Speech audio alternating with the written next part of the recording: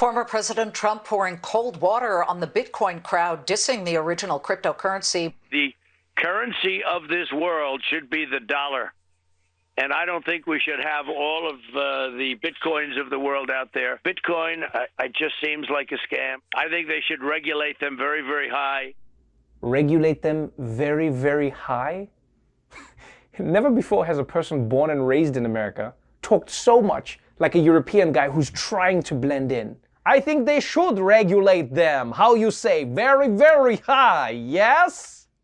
Now, to be honest with you, I would have thought Trump would be a huge fan of Bitcoin. I mean, it's a way to both hide dirty money and destroy the environment at the same time. What's not to like? But keep in mind, just because Trump calls it a scam doesn't mean that he's against it. It just means he's probably working on his own version. Like I say, there's a 99% chance that by the end of the year, he's going to introduce the Trump coin. It might look like a Chuck E. Cheese token, and you can only use it at Chuck E. Cheese, but that's called the blockchain. Now, lots of people have wanted to regulate Bitcoin for a long time. But what has always made that so difficult is that it's untraceable.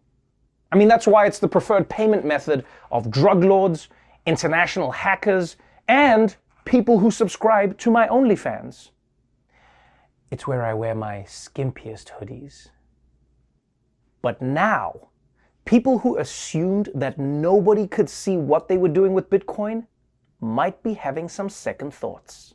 The Justice Department has managed to seize a big portion of the money that Colonial Pipeline paid to Russian hackers. On Monday, the Justice Department said it seized 63.7 bitcoins, which is the equivalent of $2.3 million, more than half the ransom payment. Cryptocurrency is favored by cyber criminals because it allows for direct online payments regardless of location. But in this case, FBI agents obtained the private key or password for the cyber criminal's cryptocurrency wallet. Bitcoin was designed to be, to put it easily, it's untraceable. It's designed to be untraceable. This is a first, as far as I know. The DOJ recovered 85% of the Bitcoins paid in the ransom, but since then, Bitcoin has lost a considerable amount of value. So what Colonial Pipeline got back is worth $2.3 million, or $2 million less than what they originally paid. Damn! The FBI managed to track this ransom down and take it back. This is a huge blow for Bitcoin's reputation. I mean, Bitcoin without untraceability is like Superman without any powers. Now you're just some creep with these underwear on the outside.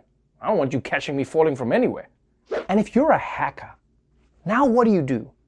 I mean, if Bitcoin is not safe, I mean, maybe instead of using high-tech money, they need to go the complete opposite direction. Demand all their payments in seashells. And not those broken seashells either.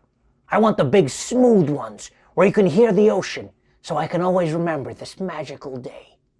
So, Bitcoin is facing a lot of headwinds right now, from increased regulation to the FBI tracking it around the internet like it's a black guy in a department store.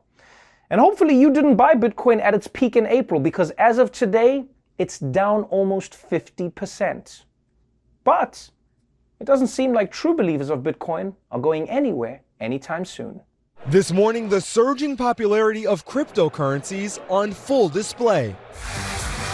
Bitcoin 2021, considered the largest crypto conference in history. Honestly, it's exhilarating. I feel like it's fresh, it's new. It's so interesting to see people come from all over the world. A sold-out event with some 12,000 ticket holders. It's the most exciting event in the world right now. Flocking to see headliners from Twitter CEO Jack Dorsey to boxer Floyd Mayweather. Speakers, investors, and scholars talked about the crypto's rapid growth and its future. Elon Musk was in the crosshairs of the Bitcoin faithful. We're not selling! We're not selling! Elon! Wow, okay. I don't know what's up with that guy, but I do know you can't roll up Bitcoin and snort anything with it, so we can rule that out. But honestly, after seeing that, I'm back on board, man. Because yeah, Bitcoin is incredibly volatile and unpredictable, and now the FBI is tracking it. But on the other hand, it does seem fun as hell.